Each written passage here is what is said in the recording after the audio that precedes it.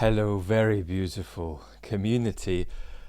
Settle down if you're going to stay with us for maybe 45 minutes or an hour because we've got some of the best questions I've ever received. And I think it'll be conducive to one of our best and most thought-provoking Q&A conversations. We're going to touch not just on Russia and Ukraine, but also on Israel-Palestine, on climate, on demographic degeneration, on algorithms.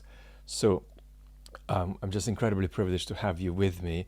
I'm going to go openly and slowly, and some of the questions are going to really challenge me.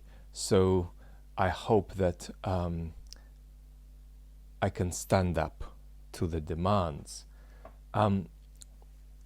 First, we're going to dive into Israel-Palestine and a question from MadnessSki. I've been struggling with the Israeli-Palestinian conflict for years. I'm lost. My personal echo chamber is largely the Arab side of the story. And I've grown to respect your content, your takes over the last couple of years. Plus, you're a Russian Jew who's moved to Israel in your early years. So that especially makes me keen to ask for your opinion. Let me have a go. You know, my beautiful colleague Alistair McIntyre has a special policy of not talking about the Israeli-Palestinian conflict unless he only talks about it. And I rather like that policy because if you can state your position in 2 minutes flat on this issue, then that proves that your position is not a good one. Why don't we do together two things? Why don't we ask, is Israel a democracy? And then why don't we ask, what are the key issues to proceed through if you want to come to terms and develop your own views on the Israeli-Palestinian conflict? How would you frame the development of your views? Now, in terms of whether Israel is a democracy, there are going to be two levels here. And the second level you've all heard about recently, where Israel has faced a crisis of authoritarian degeneration that has threatened a very important institutional check central to keeping Israel's democracy alive. What's fortunate for Israel is that there's really the possibility to challenge this, to resist this, to get through, and to even maybe go one step further than just resisting, maybe contribute something more to Israel's democratic resilience and regeneration. But that is a question about Israel's democracy within the green line. It excludes the occupied territories. And so we can say that despite the recent democratic wobble, Israel is without a shadow of a doubt a democracy within the green line. But it's also the case that Israel is engaged in a military occupation, in colonial rule, and in an enterprise that has some resemblances with apartheid. And so what's strange about that is that typically colonial powers have their democracy here and their colonies there. And they've got a geographical coming together of the two in the case of Israel. So, of course, you cannot call a military occupation a democracy. So what you would say about Israel is that it is a democracy, except insofar as it isn't. But how do you even begin forming your own view on this, on the Israeli-Palestinian crisis? So I think that there are going to be several stages here. The first is, does Israel have the right to exist as a sovereign state? Right?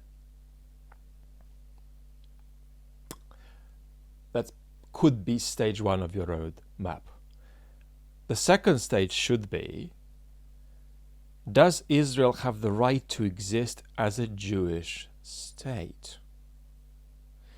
And you might say, what are you talking about? You've just asked that question already.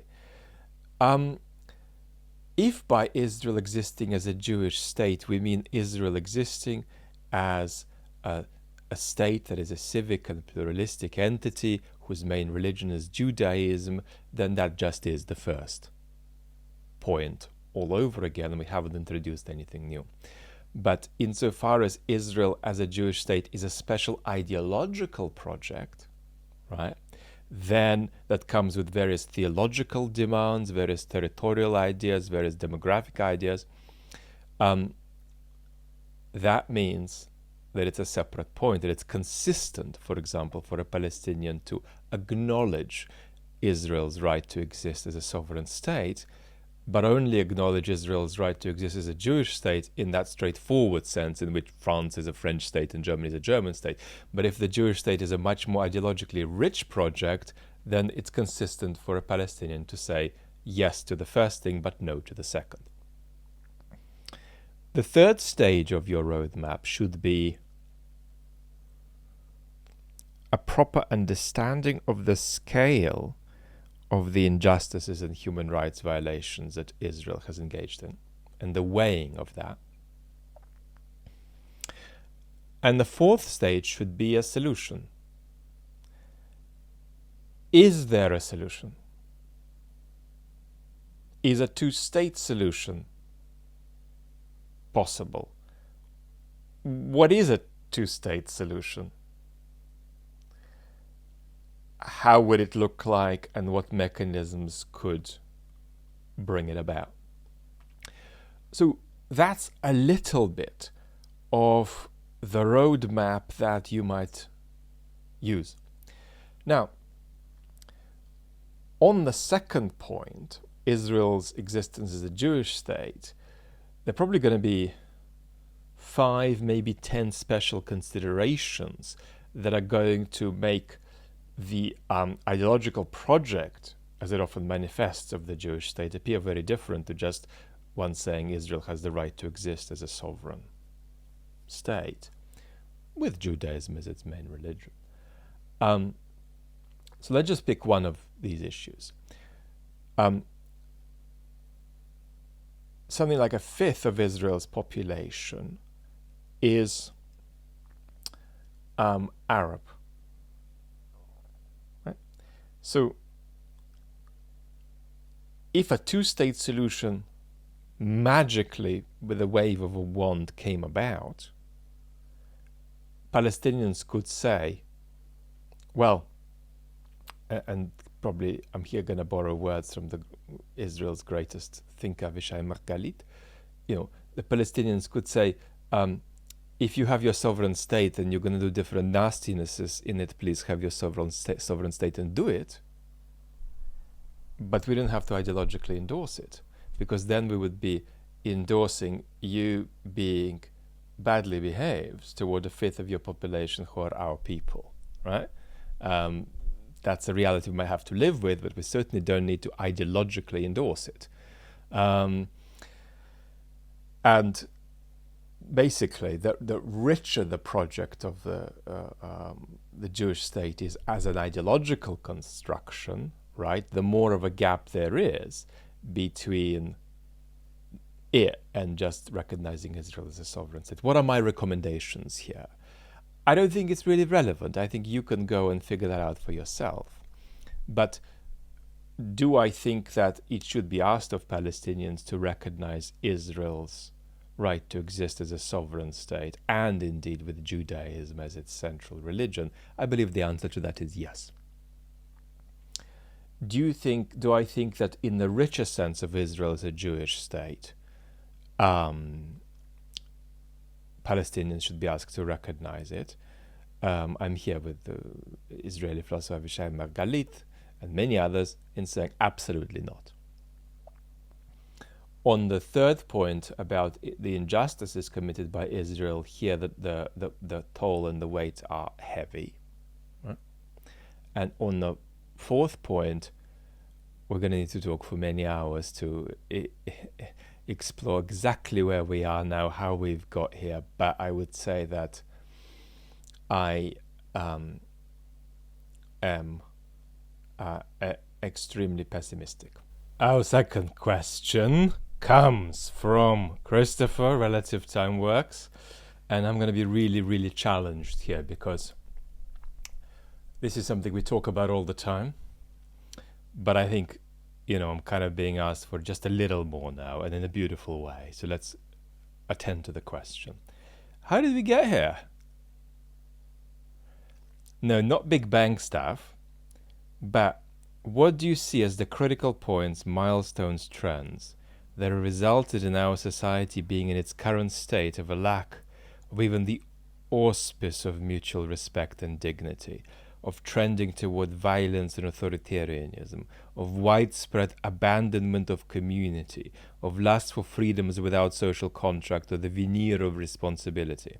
Okay, the initial question was short, but the devil is in the details. If any of that inspires you to share thoughts, I thank you.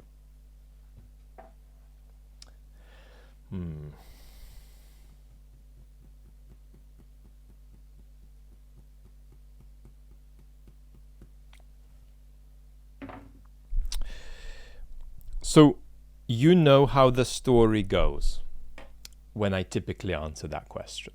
The story goes, the fabrics of our societies are untethering, and we're going to talk about that more. And there are things citizens are feeling, and here I often name feeling unsafe if a government is incompetent, feeling powerless if you feel you cannot at all inflect the political process, feeling betrayed, and worst of all, feeling a sense of opacity, that you can't even intelligibly make sense of your political institutions, and therefore you just feel lost or you want to throw eggs at them.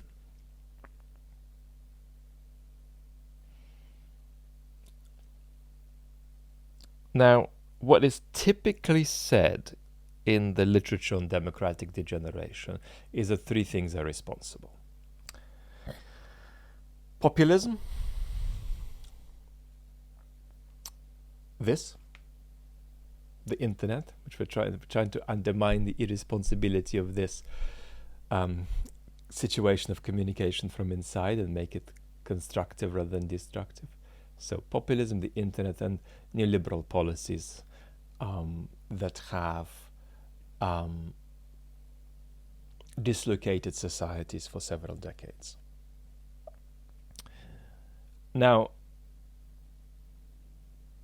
what is distinctive to my position to begin with, as contrasted with the majority of concerns about democratic recession, democratic degeneration, is that this is, in my view, not one of the democratic recessions from which we then bounce back. So there are the people who think that our problems are in the after all tomorrow is another day camp of democratic faith. And then there are people, well, no, the types of issues we're facing now are distinctively different. So this is new and not fully recoverable from. So in other words, our problems are unlike the standard ebb and flow of challenges democracies face, right? Number one, and number two, they're not fully solvable.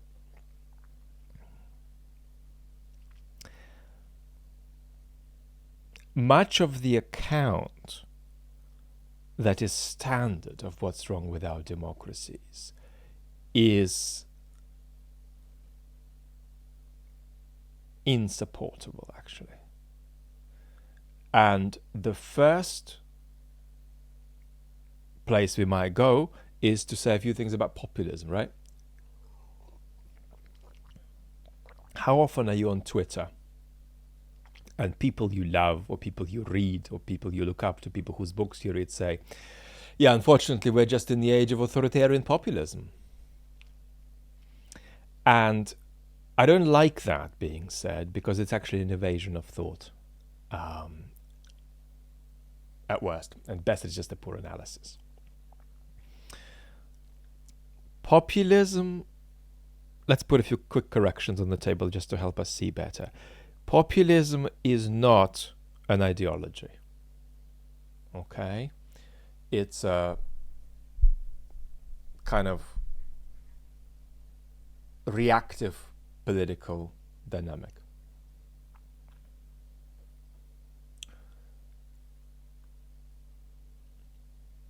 Populism is not an expression of new levels of irresponsibility of politicians, even though those are real, and new levels of post-truth sensibilities among citizens, even though these are real too.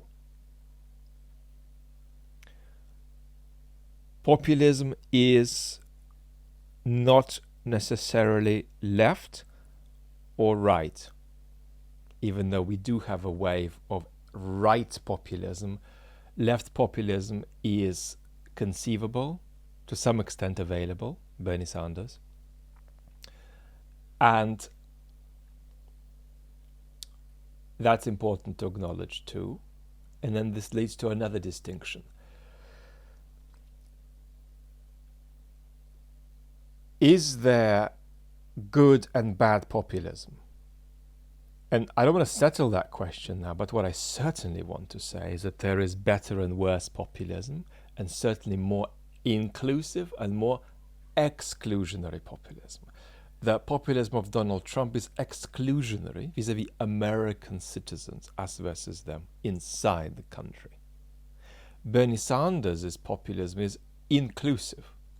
You might think Bernie is the most decent man on earth. You might think he's a charlatan. You might think his policies were catastrophic. You might think they're just what America needs. None of that is being legislated on.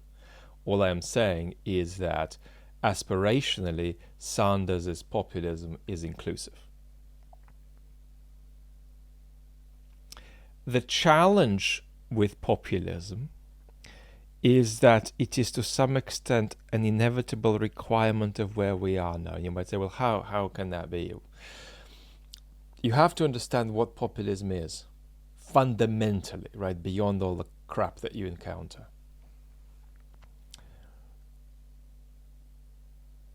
It is an issue that concerns the question of the distance between public discourse and private sentiment. It's about the gap between how a complex, bureaucratically procedural, liberal democratic state talks to itself, and how Ricky and Susanna talk between themselves at dinner. Populism is when the two discourses bridge. There's actually an old pre-war video about this on the main channel. So sometimes what happens is that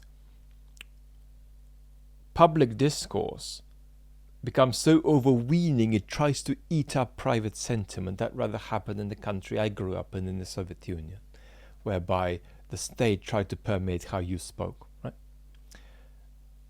In most liberal democracies up until recently, there was a certain kind of healthy gap.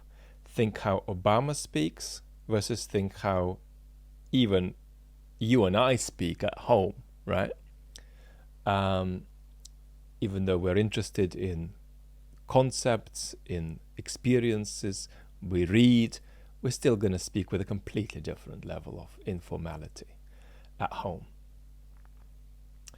But a dynamic that often happens is when public discourse begins to increasingly approximate to private discourse and private sentiment. It begins to shift in that direction.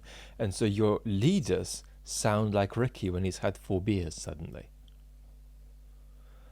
And it's inevitable that at a moment when there is an historically unprecedented crisis of trust in Western democracies, right, that politics is going to turn to trying to bridge that gap by moving toward private sentiment, by moving public discourse toward private sentiment. this leaves a problem, which is how do you reconcile populist discourse with respect for institutions? That's one of the biggest challenges we have to talk about, because a successful political program in the 2020s and the 2030s in most Western democracies will require some reconciliation between institutional respect and populist discourse. Right? You're not just going to be able to keep on riding like Macron on, if you like, fantastic levels of technocratic competence and opportunism, and meanwhile sounding throughout adequate to the procedural nature of a modern state. Our discourse is going to have to move a bit more in the direction of, mate, I'm not going to have that. And it's scary if a leader says that, and it certainly begins to imply straight away that they don't respect institutions. But how do you reconcile the two? We're going to have a politics that to some extent reconciles the two. That is really hard, but one or two cases will succeed. Now, we have got a story here that we could probably date to the early 70s in terms of sort of marks we can put of how this developed.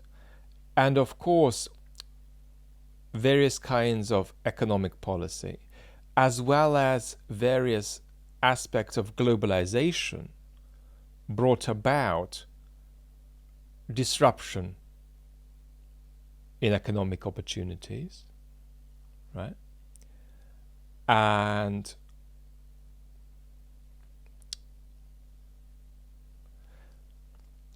also disruption in the cohesion of communities, right? And in the capacity, therefore, of a society that is plural to say, well, there is something across our plurality that holds us together.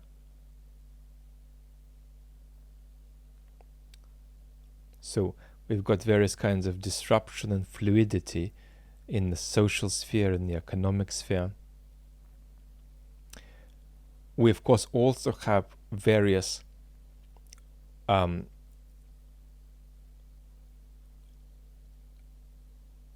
ideologies of self-realization that are making it impossible to thread that line of solidarity across the whole of society.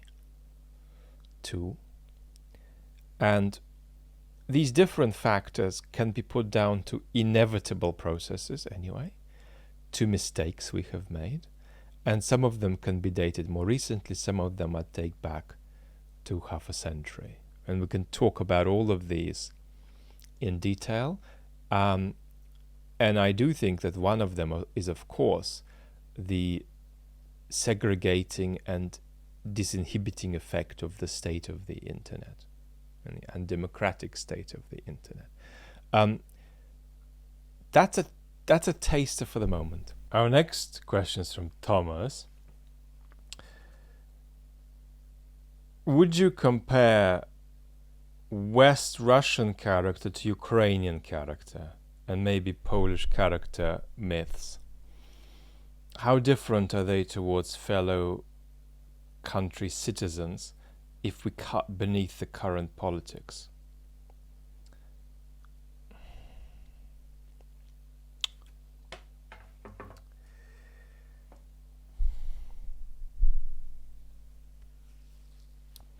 And then there's a subsidiary bit to the question about the militarization of education. The way you just think about the militarization of education in Russia now is that Russia is preparing for a big war against the West in several ways. This is one of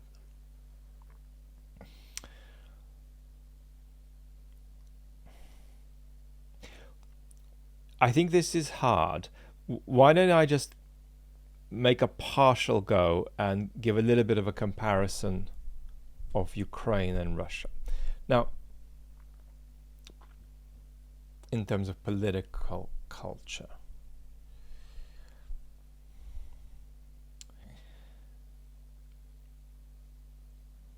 you hear something very regularly from Ukrainian writers, Ukrainian commentators, Ukrainian activists. We are rebellious. If our government begins to misbehave too much, we're going to get out there and kick it out. We have a capacity to feel defiant about directions in which our state goes, and the Russians are the opposite. They seem to, insofar as they have any kind of political identity, they seem to just outsource it to the state in whatever form it happens to take at any given time. Now, are these Ukrainians BSing you because it's just a nice story? Actually, no, it's true. It's true. Now,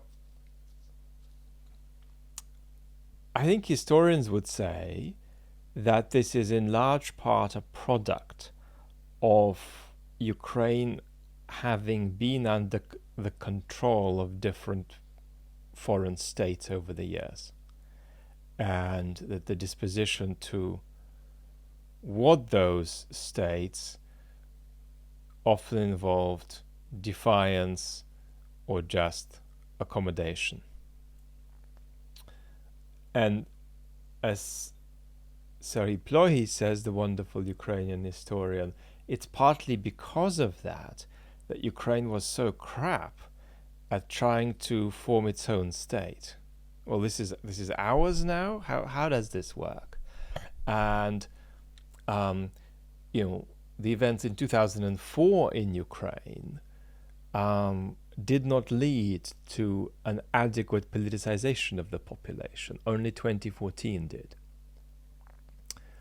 And that's when Ukraine began to engage in a kind of healthy early stages of the process of state formation. So I think that's one very, very, very, very big difference in political culture.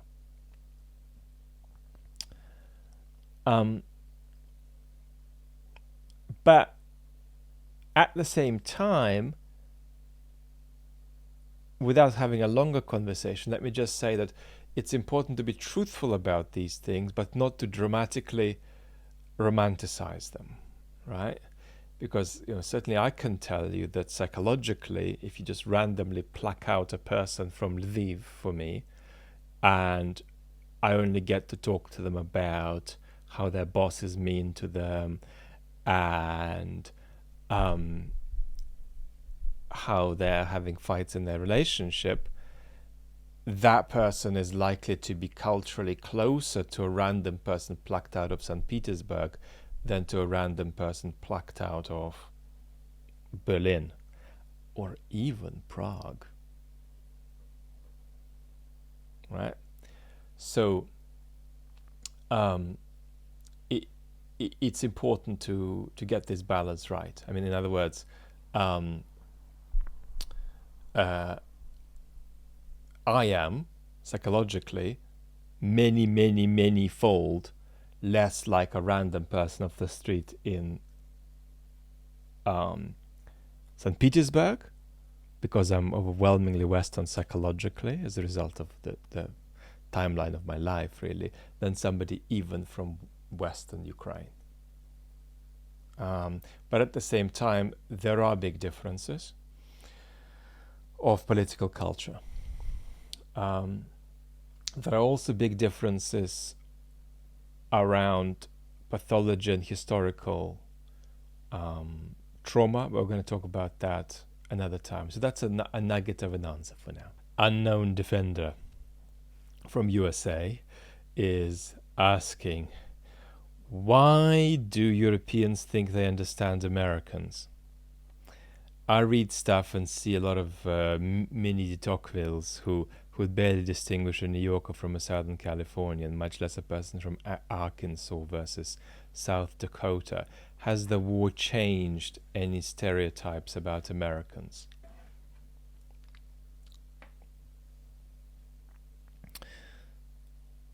So, what are the stereotypes about Americans?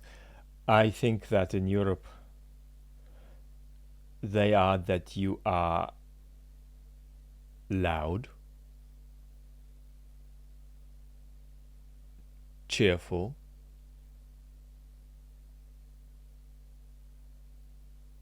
fat, polarized, in love with God, guns, and Ayn Rand, or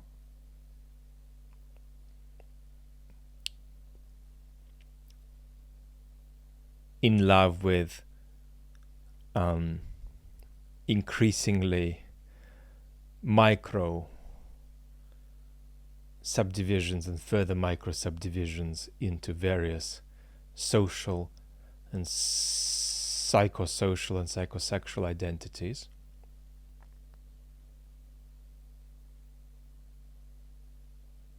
There's real disappointment with the lack of a moral price that Trump has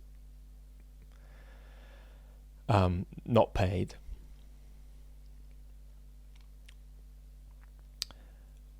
So that's kind of it. I'm sure I've missed quite a bit. Now, where is this stereotype going? It's going south. So the reputation of Americans in Europe is worse now than it was in the 90s. And I don't think the war, interestingly, is going to change that. And this is actually a fascinating metaphor for something bigger. I don't think the war is going to change virtually anything. I think it's just going to intensify some patterns or interrupt them before we revert back into them once the war is finished. So I think the war is a kind of intensifier rather than something that spurs on new stuff. So the reputation of the United States and the stereotypes of Americans are going south, and it'll continue to go south. Obviously, it very much depends on where you are in Europe. In Northern Europe, it might be more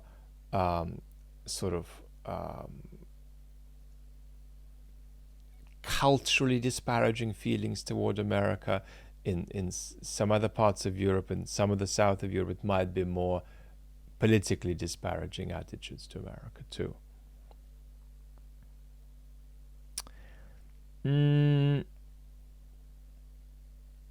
Now, I think that it's not possible to begin understanding the United States unless you have some sense of its extraordinary breadth, and even a sense of its extraordinary nature. I think that there is a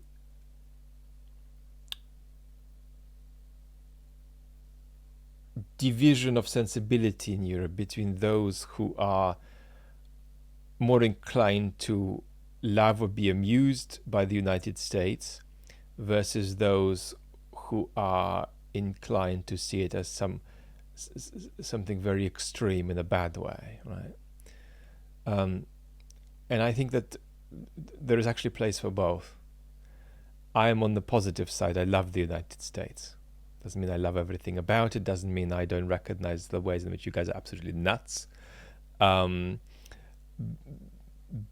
I love the United States. And I even love a little bit some of the insanity and some of the sort of distorted, intensified expressions of American culture. Like if you're in Miami Beach and you see that there are many more fake bottoms than there are fake breasts. We've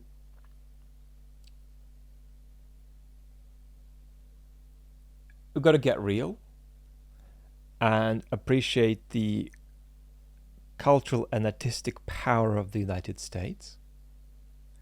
I mean, for all of this sniffing around about how Americans are primitive,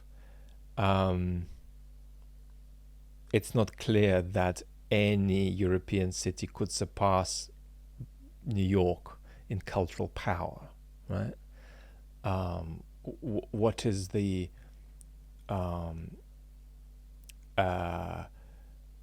number of great paintings you can see? What's the number of great musical performances you can encounter? And how many thousands of utterly remarkable individuals who are making very distinctive contributions to the world can you come across? How much depth there is, right?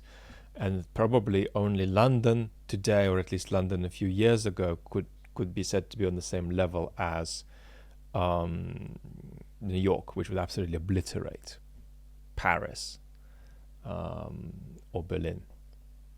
One of these places I love very much, Berlin. The other place I have more mixed feelings about. But I mean, what you can say across all of these differences, especially if you're talking about political culture, is that the modern world is for Europe just the next stage of history. Whereas for the United States, there is no history before the modern world, really. There's no political history. And the fact that the United States comes into existence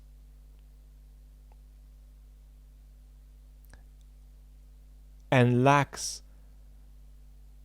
this pre-modern history forms in a very special way America's political culture.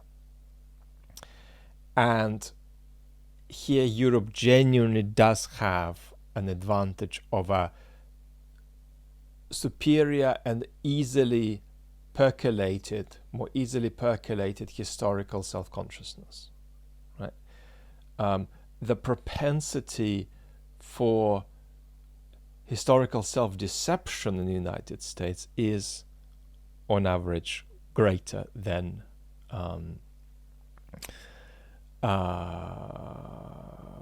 in Europe. But I mean, this is just the beginning of a conversation. There is so many important and less important things to say. I think there is more neurodiversity in the United States than there is in Europe. Not quite as much as in Australia and New Zealand, but there is more. Because the kind of folks that chose to go were the kind of folks whose brains made them go.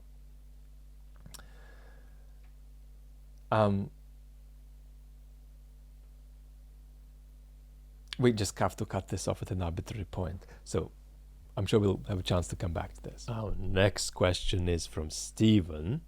While Wagner got off lightly for their attempted mutiny, and Prigozhin got off lightly, but we need to be cautious about that and maybe just add so far.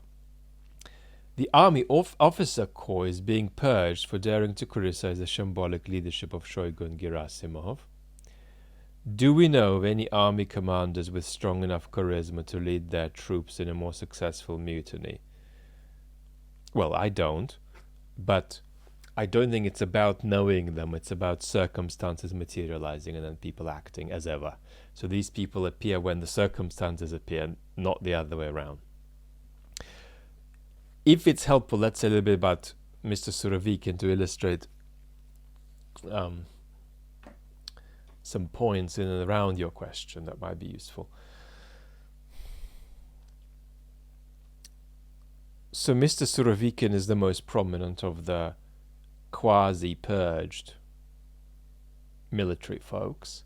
He is, we don't know where, but the more reliable rumors indicate that he may be in a sanatorium controlled by the Ministry of Defense under a kind of house arrest scenario, not radically dissimilar to what happened to General Zhukov.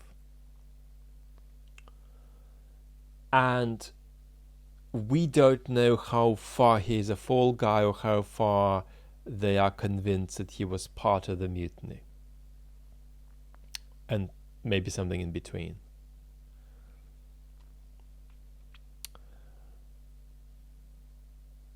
There is the mafia-like thought that invites oneself to speculate about whether or not Mr. Putin might not be holding Surovikin in reserve to scare Shoigu and Gerasimov. Well, if you continue losing, I'm going to bring him back out.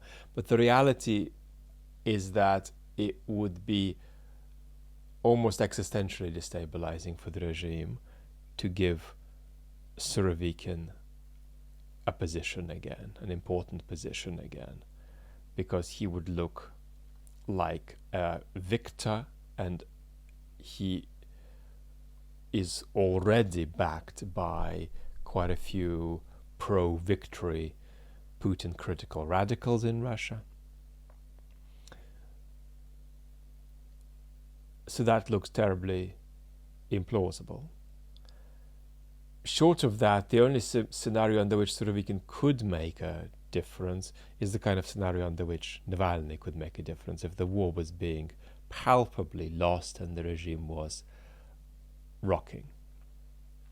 But I think that the basic sociology around your question is the situation arises first, and then there are people that come in to fill the roles. And I think for a situation to arise, we need more to happen that hasn't happened yet. Our next question is from James, and it's about the European Union. Vlad, I've heard you mention before that you're skeptical of the long-term prospects of the EU, and you think there's a good chance it'll end up failing. Do you think this will primarily be down to democratic decline, or are there some other factors at work?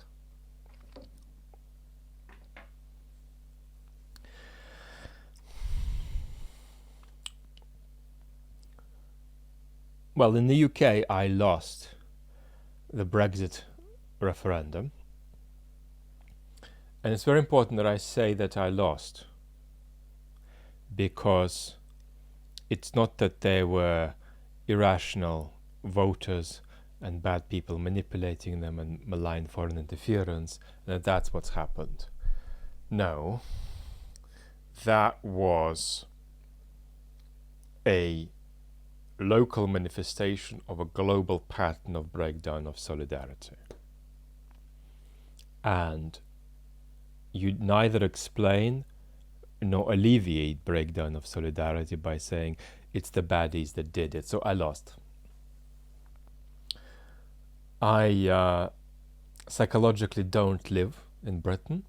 I politically affiliate with this country in the sense that that's where I engage in my politics insofar as I vote and participate in any way. But I live in Europe psychologically, and Europe for me probably stretches from, and I'm sorry, I'm going to be rude here, but this is a personal experience. My European home stretches from the east coast of the United States through to Central Eastern Europe. Politically, it's very important that I'm committed to bridging the gaps between Eastern and Western Europe, especially as we have to tackle the Putin threat. But culturally, I don't feel at home in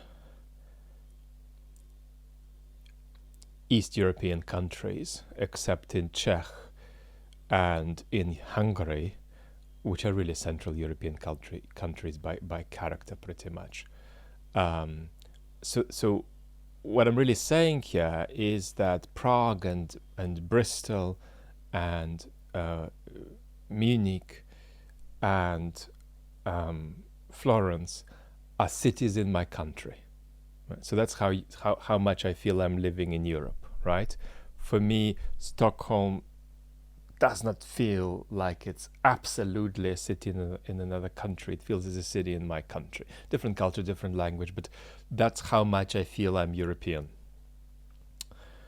And I'm in love with Eastern Europe, but I'm not. I'm a bit more psychologically alien there. So I'm psychologically more of a Central and Western European. So this is much more of a personal statement. But the reason I'm saying this is that you've got to understand how much I love any project of European identity, as much as I'm politically skeptical about it. Right?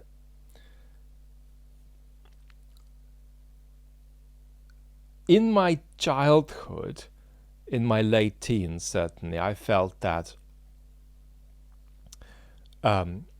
as I was watching the euro come into existence, I was thinking, well, this thing is not going to be there in 2030, quite plausibly. My mature view is that the European Union is like an escalator. And it doesn't matter if it's unidirectional, if it's circular, just sort of goes like that and connects you to all the stopping points all around. But it's an escalator that will repeatedly break and stall and will be overridden by people who simply choose to walk instead, or choose to ride on a little mobile of some kind and get around the stalled escalator. The escalator won't be removed, it won't be suspended, it'll just kind of in a stalled way progress, existing, but with less efficacy.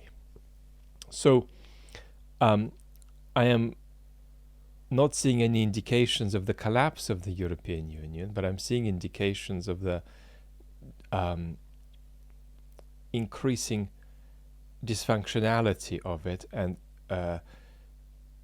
increasing possibility for overriding it. We're already seeing that. We're seeing illiberal quasi-democracies appearing in Eastern Europe.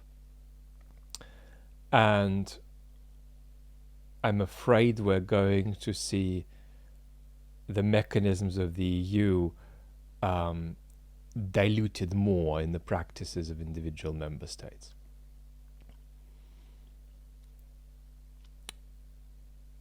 It's in some ways a Fukuyamian project, predicated on certain patterns of modernization that were never real, and, as we noticed during the war, predicated on certain conditions for sustained peace that were never real. My attitude is that I am desperate for the EU to work as well as possible for as long as possible, and to be rejuvenated in every possible way that we can rejuvenate it. So I'm a massive supporter of the EU who is systemically skeptical about its future. That's what I would say. As far as democratic decline goes, absolutely central to it is trust of institutions. And it is harder to trust institutions that transcend the nation state at a time when it's already hard enough to trust institutions in your country. So as the crisis of trust develops, the European Union will lose perceived legitimacy progressively. But are there some absolutely vital challenges that we can only face effectively via the mechanisms of the European Union? Yes, some of the biggest challenges we face, indeed. So, if you like, a kind of naive theorist who abstracted away social conditions could make a very strong rational case for the European Union still. We need it desperately. The more we use it, the better. Now, there is something else that's going on here, and that is, it is possible for the EU in of itself to be self-undermining, because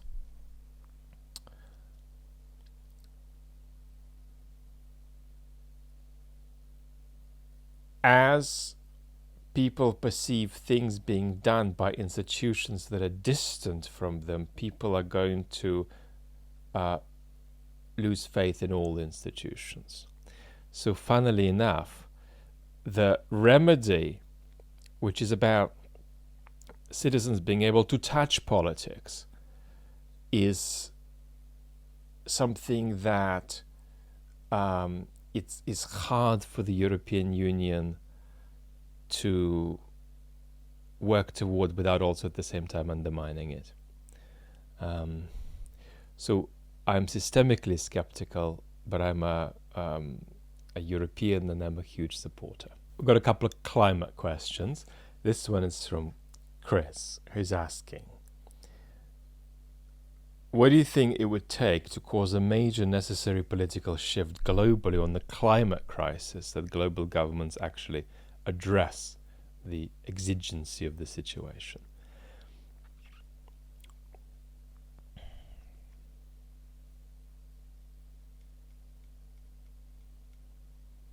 Nothing, except a couple of things we might name. But when I say nothing, this isn't a hopeless message, because every 0.1 of a degree matters. Every 0.1 of a degree brings an extraordinary range, and potentially an existential range for some countries, of change and also volatility. Extreme climate events, as well as certain kinds of change that are there for the longer term, like sea level rise. The obstructions in our political process about acting on this more are deep, toxic, and some of them are and it's very important to never engage in conspiracy theory like thinking unless you do it a step at a time and with a sound, sober, empirical mind. But there are elements of an obstructive conspiracy that have been expressed by the fossil fuel industry for many decades.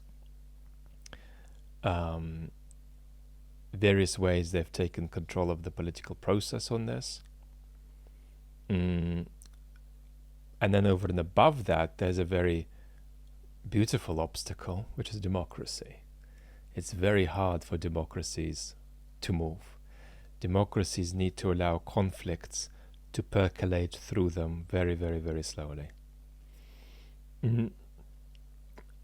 Of course, as soon as I asked myself your question, I immediately knew what I wanted to say as an answer. And so let me say it now. Catastrophic climate events that people taste, that people feel, and that they relate to the climate crisis. That could shift things, perhaps more than anything else. And the trouble, of course, is that while there are going to be catastrophic climate events, like hurricanes, fires in the West, we may not in the West see the level of catastrophe necessary to make a shift for a while. And therefore, we may not do as much as we could do, and these catastrophes will come, but they will just be delayed.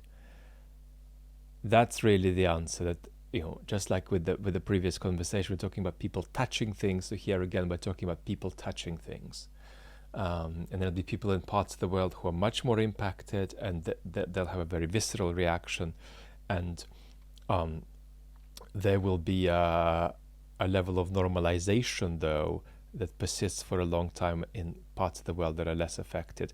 And funnily enough, even when the impacts come, the level of normalization of them will be quite stunning and quite surprising too.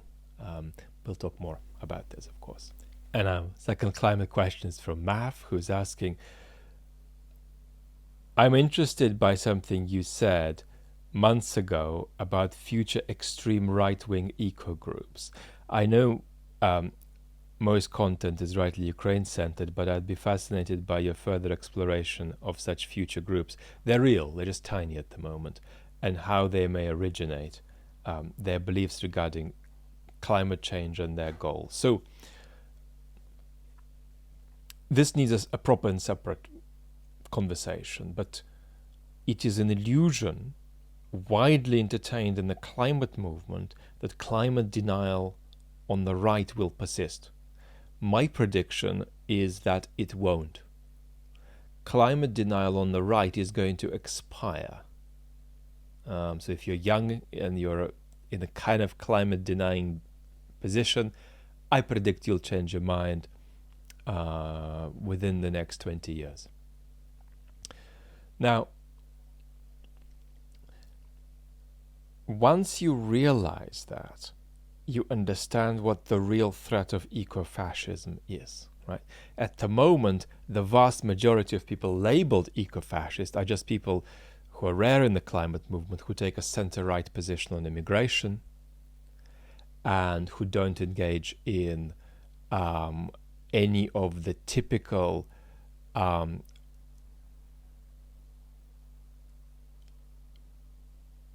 hyper-liberal identity projects that are very prominent in the climate movement, or who do engage in them but make them sort of secondary.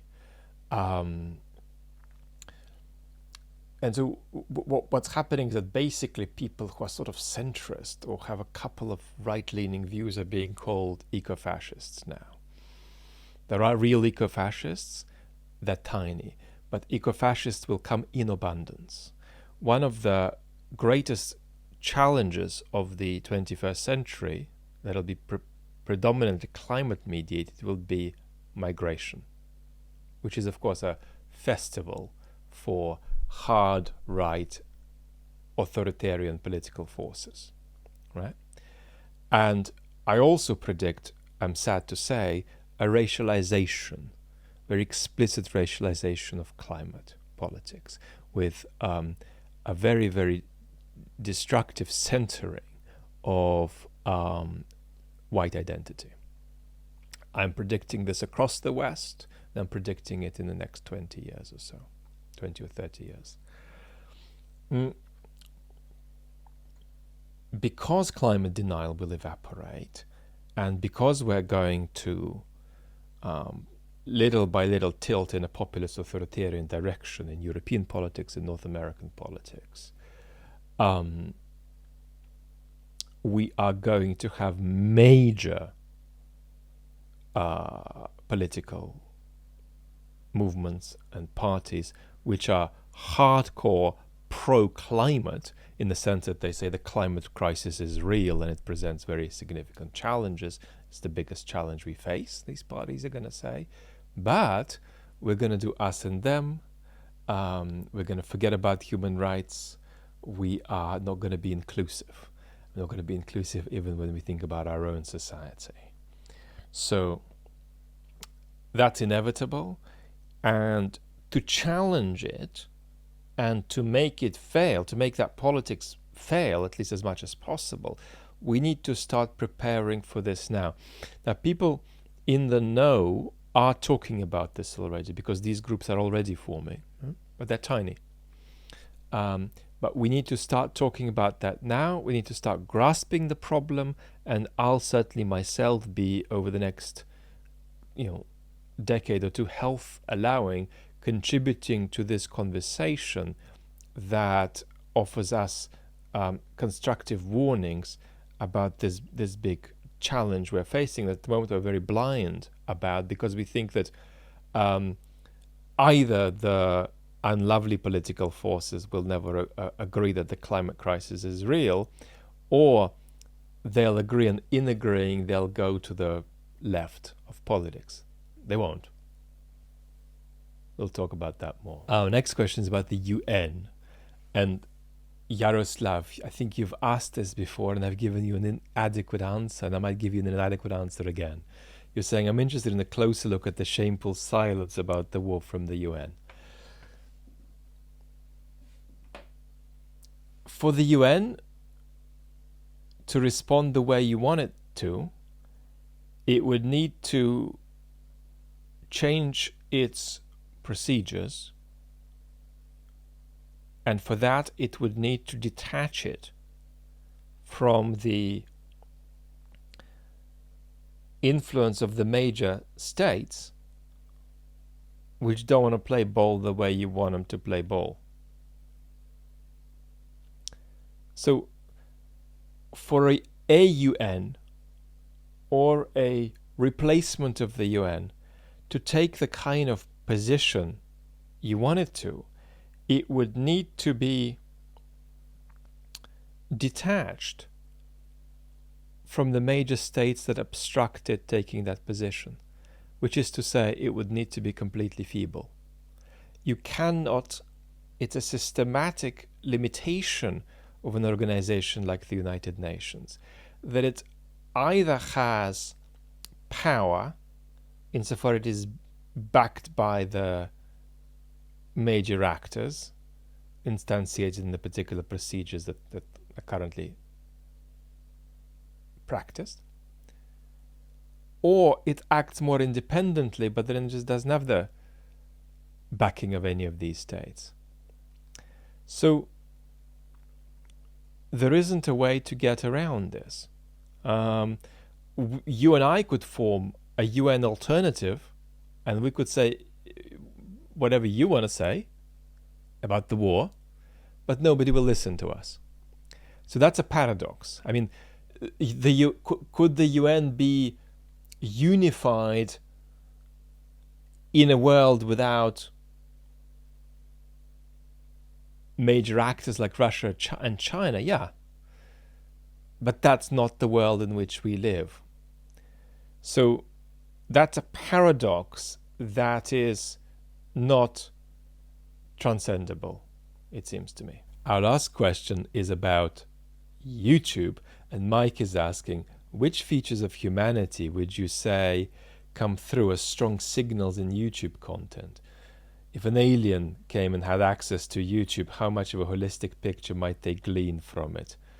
Could predictions be made about its fate? Thank you so much for what you do. Mike, I think one thing YouTube does is this. It progressively constricts how much different views and concerns you engage with. It constricts you into progressively hearing more and more of what you want to hear delivered with more and more intensity. Most YouTube creators, over time, are tugged in the direction of saying what their audience and the algorithm wants them to say with greater intensity. This is a little hard to grasp in the bubble that you're currently in, because the clear majority of the people in our algorithmic bubble do not grift.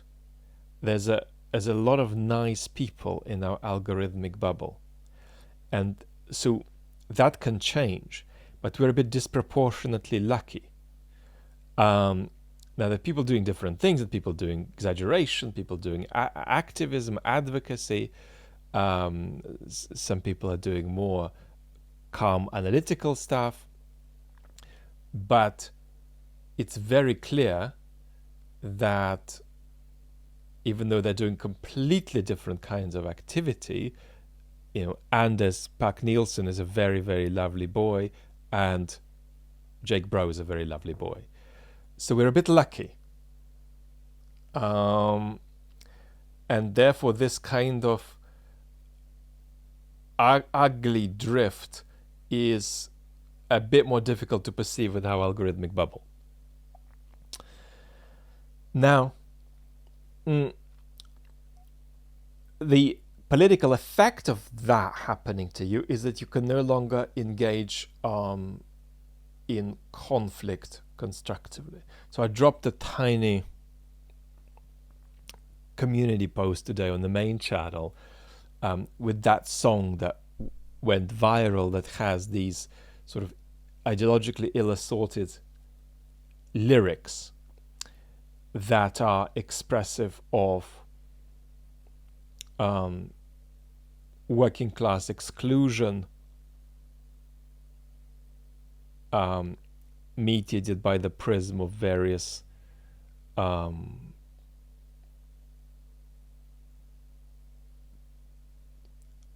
you might say unlovely right populist sentiments often found in Trumpland and so on. And I just shared a short video by a YouTube colleague, which I didn't necessarily entirely agree with or disagree. That wasn't the point. There was just one element of it that was important, which is that this working class quest for agency needs to be engaged with by the left, if it's a real left, as opposed to an identity politics obsessed left, which simply moralizes and tries to cancel these things, right? Where somebody's suffocating, right, for political oxygen, and you tell them sort of they're evil and immoral and racist and stupid. And just sharing that was like for people. Why am I seeing this? Why am I seeing this? Who is this? What is it? Why is this populist song with some awful political opinions being shared, and then some analysis? I didn't share the song, of course, but a little video of analysis of it is being shared. Why am I being shown this? What is going on? That's a very problematic reaction. I mean, that's the reaction of somebody who cannot be a citizen in a democracy, because you have to live with difference, the kind of difference that you tolerate, which means you don't like, right? Because, if you've got good taste, you're not going to like what the lyrics of that song say. But that's not the point. It's precisely because you're not going to like them that we need to engage. So it does this. The other thing YouTube does, is that it distorts the value of authenticity into a poor cultural substitute for authenticity. It just drives you more in the direction of what you want, as opposed to what you really, really, really want, right? And that's why you're more likely to see, cat videos than something that is going to be more transformational, right? So because it gives you more of what you want as opposed to what you really want, YouTube is bad at transformational experience, at transformational content. And that is partly why I'm sitting here with you on the second channel, because this channel is algorithmically dead, basically. And I am, feeding into algorithm death, video after video after video after video after video after video, because I believe in community. And I believe that returning into a conversation where there is a kind of a space and there are chairs you can sit, or there's a coffee, a glass of wine you can pick up, you can return and return and return. What that does isn't persuade you of this or persuade you of that. It creates the possibility to explore how to look and think in a different way, right? And what way you take that is, in a sense, up to you, right? And even with my very specific analyses, let's say, of the motivations of the Kremlin in the war, I am not saying these are two things you gotta believe, right? Putin's sense of mission plus Putin's conception of regime security. I'm saying, hey, have a look at how quasi-mystical experience, or at least the sort of bogus aspiration toward it, can impact the foreign policy of authoritarian tyrants. Come and have a look how remarkably it can become the case that somebody's foreign policy is just their domestic policy. They're doing foreign policy as a way of keeping power at home. Right?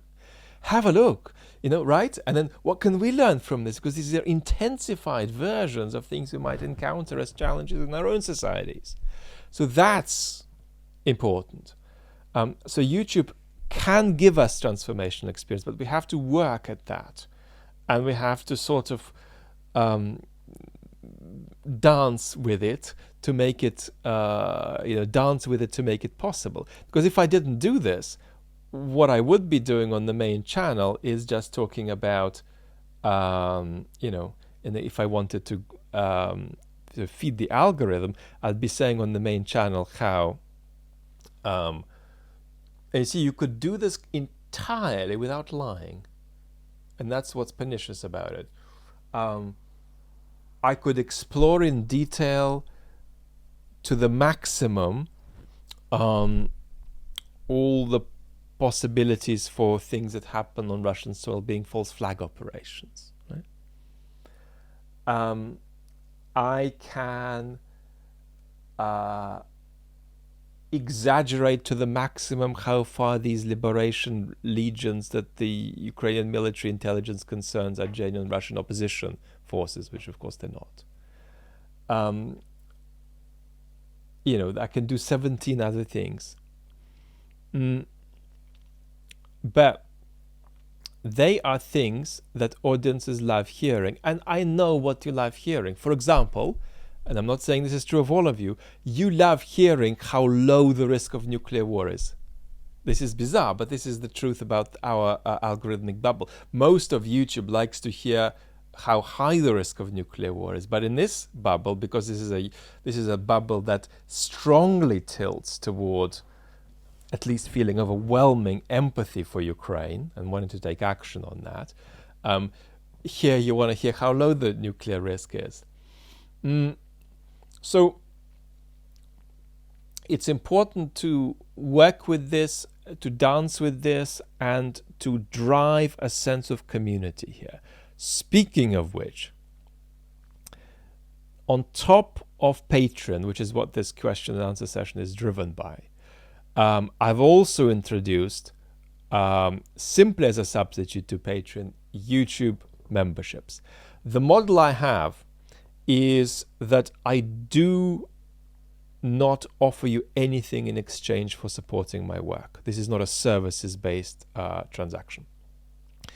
It's a transaction that basically says, I want you to buy into the idea of this stuff being floated out into the culture in an ever-improving, ever-widening, ever-enriching way. Right? That's what it's about. Plus, there are the special context of the limited number of hours I work per day, and so on. About some of that, I'll talk with you about, because I'm deeply exploring how to grow this conversation under the special limitations that I face. So now, as an alternative to Patreon, there are YouTube memberships. It seems that Patreon is the more logical way to go in terms of supporting my work. But it's so important that people are given the possibility to choose something conveniently. And it's simply for that reason that I've added YouTube memberships. You're deeply, deeply welcome in this community. I am very, very grateful to have you. And it's been a privilege spending the last hour plus, however long this was, together with you. Lots of love, and talk very soon.